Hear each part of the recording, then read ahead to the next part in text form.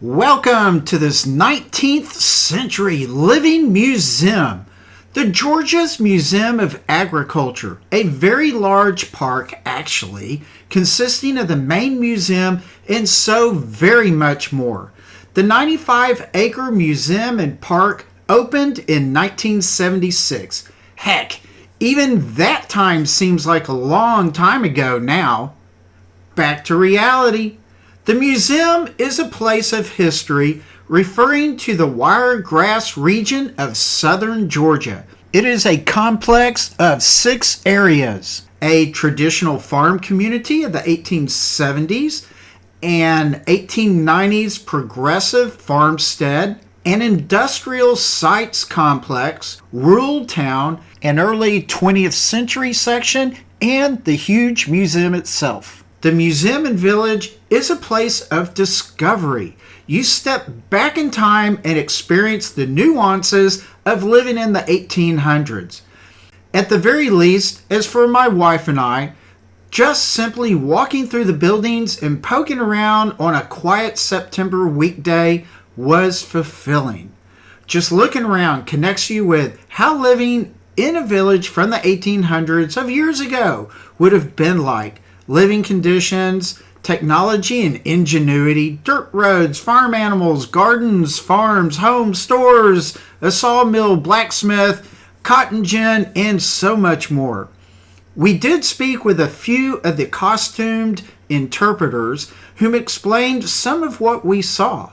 You might decide to visit and do much more, such as ride the narrow gauge train on a Saturday afternoon. With over 35 structures, you will certainly have plenty to see for hours, especially if you join a tour. From here on, I will be referring to the museum and village as GMA. I suggest you review the GMA website and Facebook page for so much more information than what I am providing you here. And you just might spot some activities that interest you. It is located at 1392 Whiddon Mill Road, Tifton, Georgia, in the crosshairs of Whiddon Mill Road and I-75. Easy to reach. It will cost $10 per person for adults. Add $1 to prices for Saturday visits. Costs can vary on age and if you have a military background. Service animals are welcome. Open Wednesday through Friday, 9 to 3, Saturday, 9 to 4. I highly suggest you get there early. Keep in mind that the train only runs on Saturday, and you will have a better chance of getting into the buildings and having interpreter employees available earlier in the day and on Saturdays. Criticisms? There are a few. Reviews are mostly good, especially for the kids. A great place for a family to have some weekend fun. For my wife and I don't give any more than a 3 out of 4. Might be due to visiting on a weekday. You might think that all the buildings are open all day since you pay for it. Nope. The guy from this poor review agrees with me that many of the buildings get closed by about noon or a bit after, for preparing to close. You can give a donation to the GMA, a wonderful way to help preserve the past. You can even designate exactly where you want your donation to go. It is important to note that the GMA holds events. There can be a school bus full of kids or a gathering of seniors.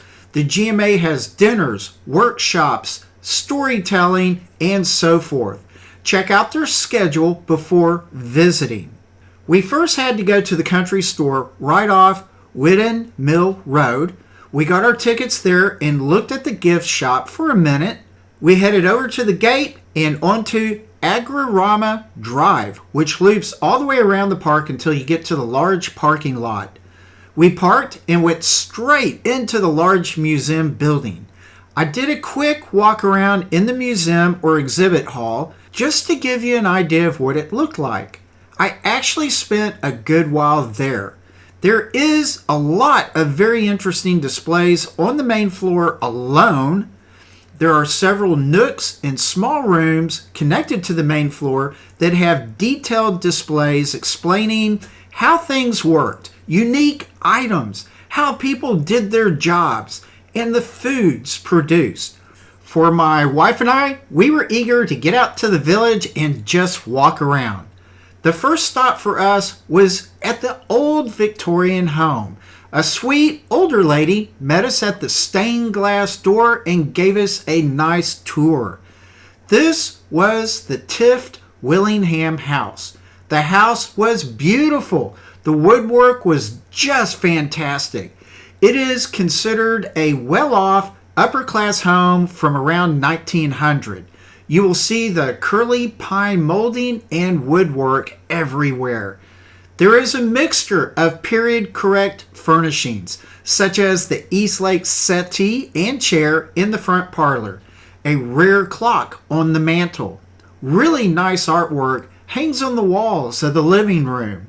The wallpaper all around was a good representation of what would have been in the house. The built-in corner cabinet in the dining room was breathtaking.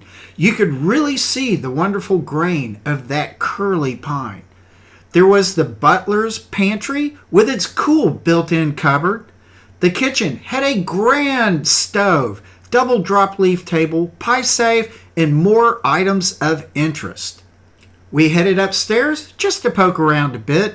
Of course, it just took me a few minutes while the wife analyzed every detail.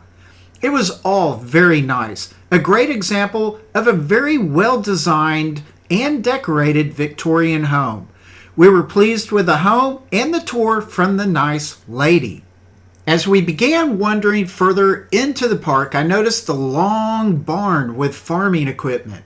It is mostly unrestored agricultural equipment and implements, tools, and machinery from the 1800s to the mid-1900s. Really seemed rather interesting. I quickly rambled into the industrial complex area. I began with a small log cabin sitting off by itself. The Knight's Cabin, built in the 1870s.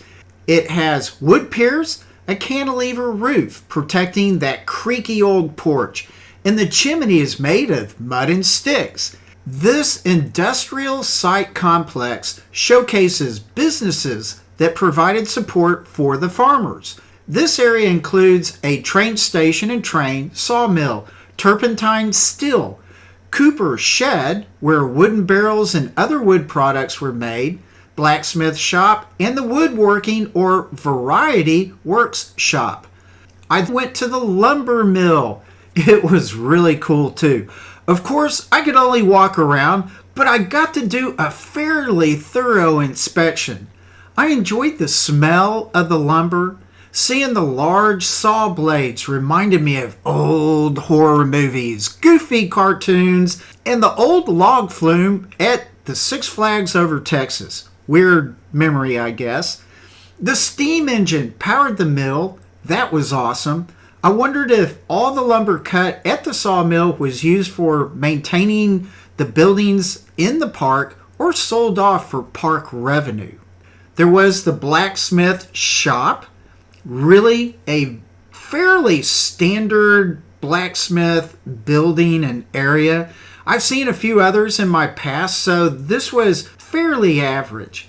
We did go through our last stop in this portion of the park, the train station, built between 1895 and 1905. There was a fun operational steam train replica in the front lobby. It did have items that you would expect in a train station. A track switching lever, telegraphing box, and other doodads here and there. A neat little station. Very good, fun example. I am so glad they had restored it. From the industrial complex, I wandered directly into the main street area. On the GMA Main Street, there is the commissary, print shop, feed and seed store, vet infirmary, drugstore, and a lawyer's office, and more, really. I quickly looked into the old general store or commissary. I only had a second to pop in.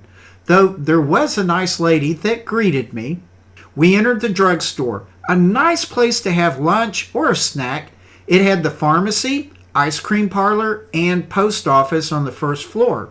There you obtained drugs and medicines, personal hygiene items, perfumes, cosmetics, tobacco, cigars, school books, stationery, and paint. Be sure to go upstairs to the 1890s lawyer's office and barber shop. The middle store was closed, so we headed straight into the feed and seed shop, lit with primitive fixtures and the exposed knob and tube wiring like that used between the 1880s and 1930s. The man was fun to talk to as we wandered around. At the back of the feed store is a veterinary clinic, or the vet infirmary. It represents a period of around the early 1900s. Nearby was the 1886 print shop. While it has some very impressive presses to show off, the building also housed the telephone switchboard. From the main street and passing the train station, we entered the progressive farmstead area. The GMA website states that the progressive farmstead features the Gibbs family farm and home, the Carvey house, and the Davis grist mill. This area exhibits how technology made the work of the farmer easier and more profitable. We walked around the Carvey house first, closed.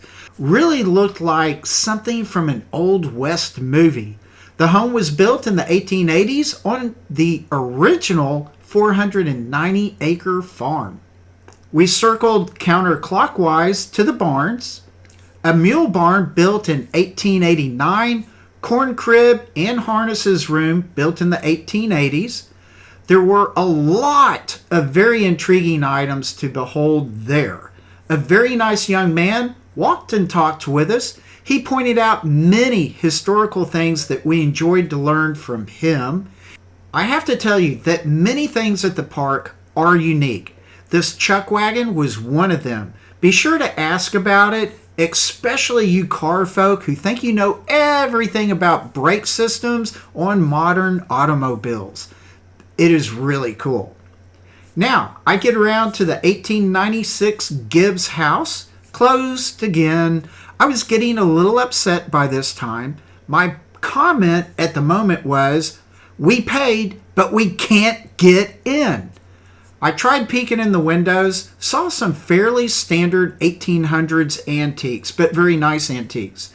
I then went around back to what I figured was a smokehouse, a syrup house, some other odds and ends, the well, and finally looks like a good place for picnics, demonstrations, and entertainment out front. Then an interesting shed, of which I believe to be the cane mill where syrup was made.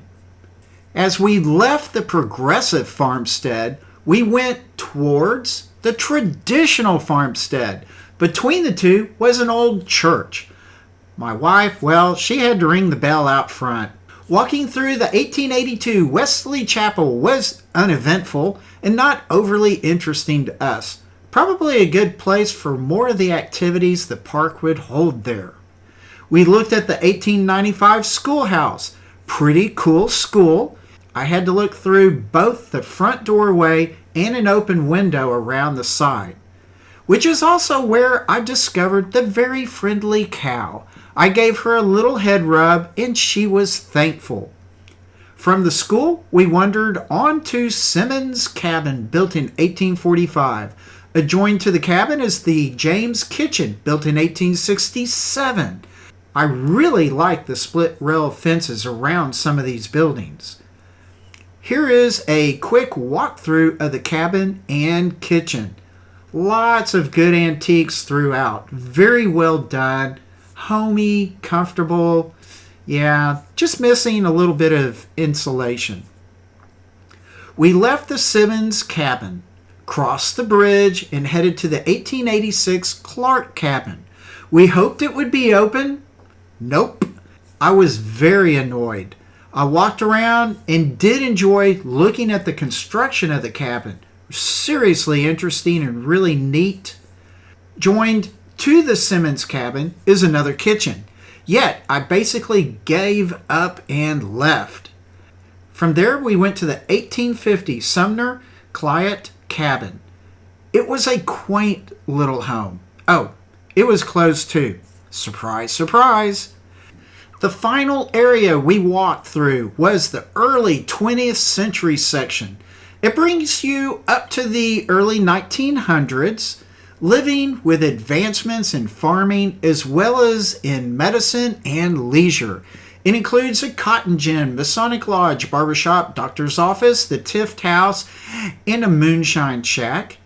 We went through the doctor's office. This was built in the 1870s and originally had just one room used as a farmer's office. The doctor moved in and added to it in 1898 and stayed until 1925.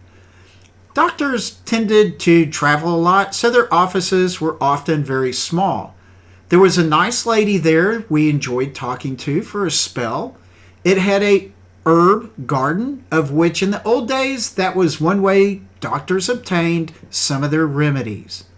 We traipsed through the Masonic Lodge, possibly built around the 1890s to 1910.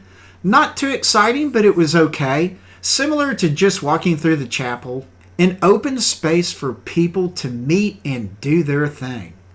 What was really interesting, even without a guide, was the cotton gin.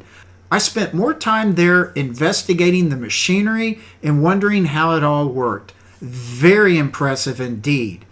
The gin is an 1896 Loomis gin with a double box turntable, friction disc drive, and screw-type press. The whole cotton gin is powered by a Frick 110 horsepower steam engine. Pretty dang cool. It operates with several steps involved in processing the cotton. First, the cotton is taken from the wagon of the farmer through a duct and elevator system that's just like a huge vacuum cleaner. The cotton then goes into the gin from the feeder, and the seeds are taken out of the cotton by 80 ginning saws. The seeds fall out of the bottom of the gin, and the cotton moves to the condenser, where dirt and trash are removed. Finally, the cotton goes into the cotton press to be condensed into bales using about 40 to 60 pounds of pressure from the screw press. And those bales can weigh about 500 pounds. We would have enjoyed a Saturday afternoon steam train ride. They call it the Vulcan, which I presume is referring to vulcanization, as in volcanoes and such, aside from the fact that it was built by the Vulcan Iron Works in 1917. There is an art gallery, although we didn't take the time to look into that. We just didn't have enough time. There is much more at the GMA. Reviewing the website and scrolling through the Facebook page will reveal other attractions such as entertainment and educational opportunities. You can easily spend several hours just relaxing and walking around. Plan your visit if possible. Make sure you get there early though. You might have a better chance of having more employees around to talk to and buildings being open, especially during weekdays. I have given the park a 3 out of 4. May not be totally fair since the whole complex is extremely well done. I simply got frustrated since many of the buildings were closed and for the lack of employees around to talk to. Of the employees that we did see and visit with, they were all as good as gold. We enjoyed them. For the very reasonable cost to enter the complex, I would argue that no matter what you ultimately do and see, it is very much worth it. And with that, please relax, take it easy, be a motoring fanatic on your road Odyssey, and I will see you later. Bye.